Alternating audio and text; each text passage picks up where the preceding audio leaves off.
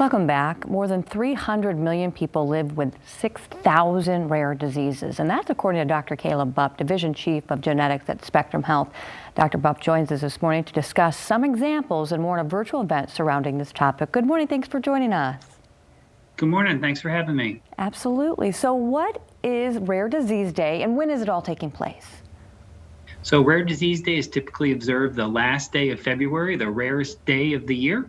And in previous years, we've had an in-person event, but this year, because of COVID, we've switched that to actually a week of virtual events. So that'll be starting on Tuesday, February 23rd and run through Saturday, February 27th. And what types of things will be taking place throughout that week? So we have a lot of different things planned for a lot of different audiences. So there's a little bit for everything.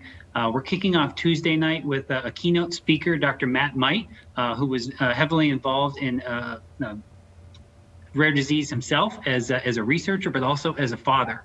So that'll be a great start. And then the following nights and Saturday morning, we have things for students and parents and families and people who work in healthcare. So there'll be chances to learn and dialogue and really network and build community.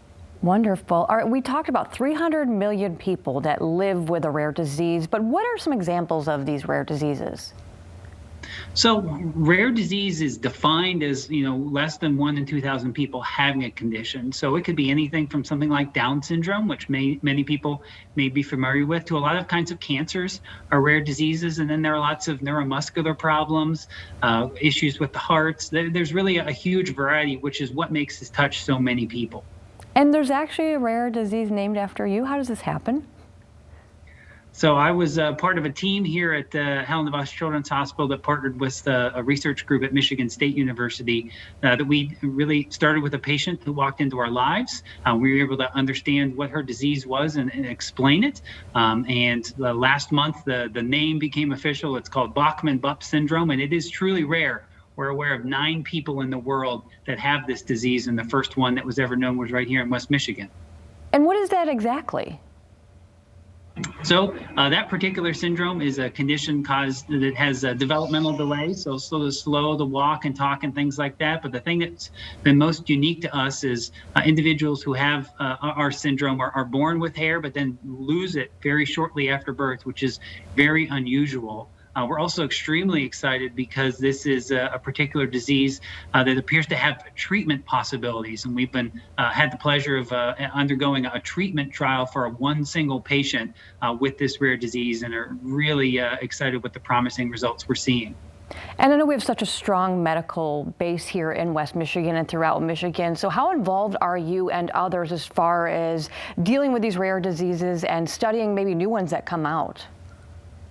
Yeah, Rare Disease Day has really turned into a labor of love and a true collaboration. So the event is a partnership with Calvin University and Michigan State College of Human Medicine, and we're looking to bring on more partners in the future because we know that this is patients and families who get health care here at Spectrum Health. We know these are folks who need research done, which Michigan State and Spectrum certainly can participate in, but these are also folks that need learning and education, and that's where Calvin University and the efforts that they put forward really kind of round out the mix. So we've really crafted this work as an all-hands-on-deck approach because we know that rare disease really requires that. And because of that, because of the approach to this, have there been any major breakthroughs?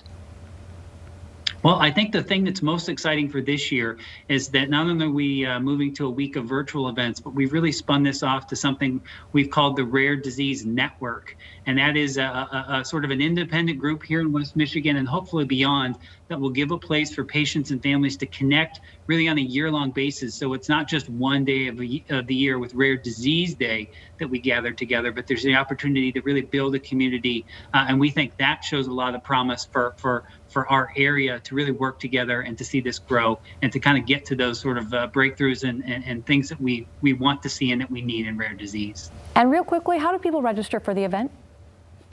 Sure. So the easiest way to do it is to go to rarediseasenetwork.net. That'll tell you more about the Rare Disease Network, but it also has the information for signing up for the event.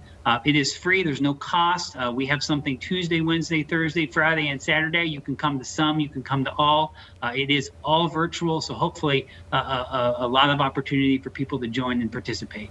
Dr. Bupp, we thank you for your time. Thank you so much. Thank you.